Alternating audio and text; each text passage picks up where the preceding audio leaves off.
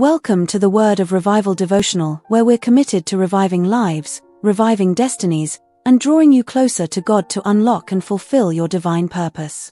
Word of Revival Devotional, Word.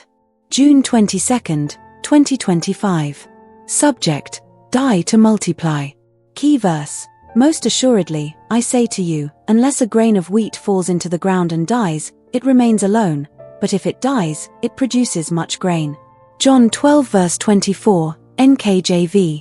In the natural world, seeds do not grow by staying on shelves. They only become fruitful when they are buried, when they fall into the ground and die.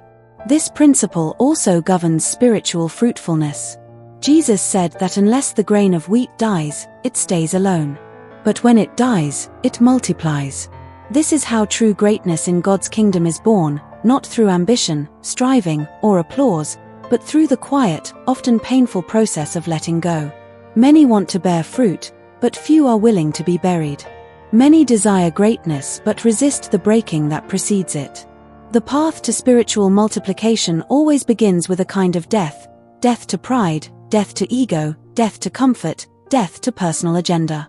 Even Jesus, the Son of God, had to go through this process. He didn't just preach it, he lived it. He fell into the earth like a seed, was buried in death, and rose with resurrection power, bringing salvation to multitudes. What looked like loss was actually a setup for increase.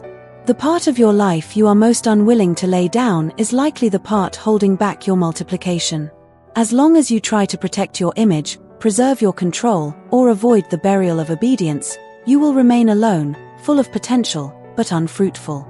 Here's my wisdom drop: you will never multiply until you're willing to die. Growth begins when the self-centered life ends. If you want to bear fruit in life, ministry, purpose, or destiny, you must embrace the process of falling and dying. Quote for the day: the seed that refuses to fall will never grow. Death to self is the beginning of fruitfulness. Prayer: Lord, I don't want to live a life that remains alone and unfruitful. Teach me to yield, to die to the things that hinder your will in me. I surrender the parts of me that resist your hand. Help me trust that what dies in you will always rise again in power, in Jesus' mighty name.